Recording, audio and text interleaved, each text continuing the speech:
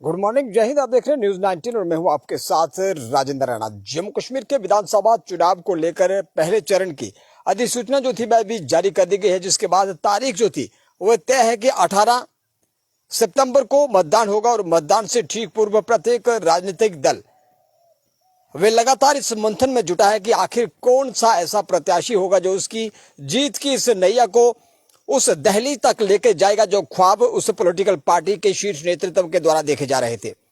जम्मू कश्मीर के राजौरी के विधानसभा नौशहरा, जो विधानसभा नौशहरा सुंदरबनी पहले कॉन्स्टिट्यूंसी हुआ करती थी, आफ्टर डिलिमिटेशन इस कॉन्स्टिट्यूंसी को, इस विधानसभा को नौशहरा सुंदरबनी से काट के कालाकोट सुंदरबनी जो था वह कर दिया गया। और नौशहरा जो थी वे अपने दम पे अस्तित्व में आई जो विधानसभा थी, उस विधानसभा के प्रत्याशी भाजपा के प्रदेश अध्यक्ष रविंद्र रैना जो थे वे 2014 के असेंबली चुनाव में नौशहरा से जीत का परचम लहरा के सामने आए थे। और उसके बाद उनको 2017-2018 के बीच पार्टी का अध्यक्ष जो था वह मनोनीत कर दिया गया, जिसके बाद लगातार 6 वर्षों से वह पार्टी का नेतृत्व जो थे जम्मू कश्मीर का लगातार कर रहे थे। और नौशहरा से किस प्रत्याशी को चुनावी मैदान के अंदर उतारा जाएगा, ये गहरा मंथन लगातार भाजपा के अंदर जारी था। और उसी बीच एक बड़ी खबर की नौशहरा से रविंद्र रैना को एक बार फिर से उसी चुनावी मैदान के अंदर उतारा जा सकता है।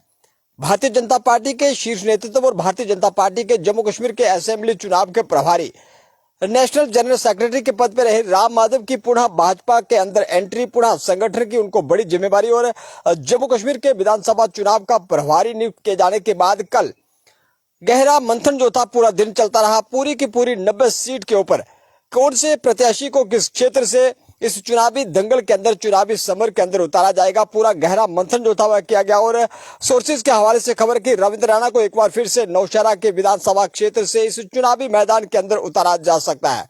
उनका मुकाबला नेशनल कॉन्फ्रेंस के वरिष्ठ नेता सुरेंद्र चौधरी के साथ हो सकता है। हालांकि 2014 में सुरेंद्र चौधरी जो थे वे पीडीपी के टिकट पे चुनाव लड़े थे। पीडीपी के टिकट पे चुनाव लड़ने के बाद 28,000 मत सुरेंद्र चौधरी ने जनता का हासिल किया था और लगभग 10,000 वोटों से वह भाजपा प्रत्याशी रविंद्र रैना से चुनाव हार चुके थे। लेकिन इस बार कांटे की टक्कर, कांटे का मुकाबला होगा, क्योंकि सुरेंद्र चौधरी जो थे वह नेशनल कॉन्फ्रेंस के अंदर शामिल हो चुके हैं। और national conference Rajouri Anantnag seat, जिसमें विधानसभा का नौशहरा क्षेत्र भी आता है, वहां से पार्टी का उम्मीदवार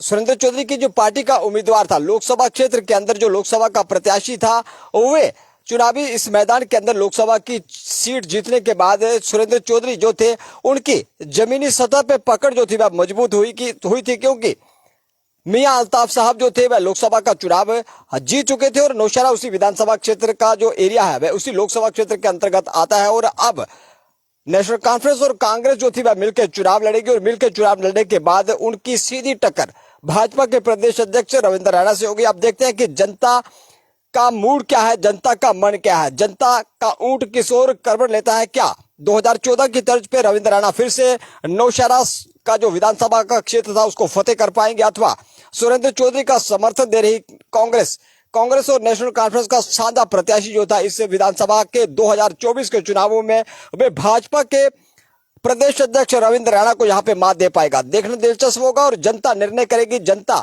का मत जो था वे जिसके पक्ष में जाएगा, जीत उसी की होगी। और अंत में कहते हैं कि जो जीता वही सिकंदर। नौशहरा विधानसभा से टॉप सोर्सेज के हवाले से खबर है कि भाजपा के प्रदेश अध्यक्ष रविंद्र रैना के नाम पे मोहर जो थी वह लगभग लग चुकी है। अब चुनावी मैदान के अंदर रविंद्र रैना भाजपा के प्रत्याशी के रूप में नौशहरा विधानसभा के इस चुनावी मैदान के अंदर उतरेंगे और उनका सीधा मुकाबला भाजपा, नेशनल कॉन्फ्रेंस और कांग्रेस के साझा प्रत्याशी सुरेंद्र चौधरी के साथ होगा। आप देख रहे हैं बाउंस में। जय हिंद, जय भारत।